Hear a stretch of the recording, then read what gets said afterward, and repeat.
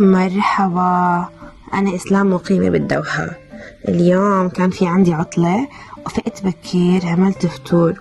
شوفوا فطوري مثل البيبيات، مسلوقات، وأخذت بعديه الفيتامين. بعدين عملت كاس بابونج عشان حلقي وحليتها بالعسل. حبيت بعدين أعمل ليالي لبنان، طلبت نواقصها عملتها بالقشطة، وعملت كمية كبيرة عشان جاراتي كتير حبوها وحكولي سلم ايديكي.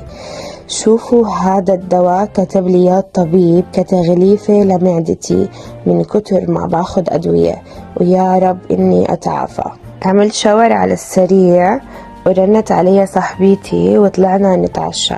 بدي أحكي لكم، رحنا على مطعم بأبو هامور اسمه عز الشام، نظافة طعامة واللي بيشتغلوا فيه سوريين ونفس طيبة. شوفوا كيف اللحمة قدامكم، شوفوا النظافة والترتيب.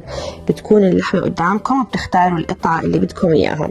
طلبنا شاورمة لحمة ودجاج ولحمة بعجين تبعتهم بتجنن. وأما هاي سلطة الجرجير بدبس الرمان خيال. المكان والأكل بيجننوا، عندهم مشاوي كبة وشو ما بدكم. وبنفس الشارع وانتو طالعين بتلاقوا نفيسة للحلويات، ومين ما بيعرف نفيسة بالأردن. أصرت إنه ناكل كنافة ووربات، وطبعا خبصت ومعدتي صارت توجعني. رجعت على البيت، خلصت شو كان عندي شغل ونمت.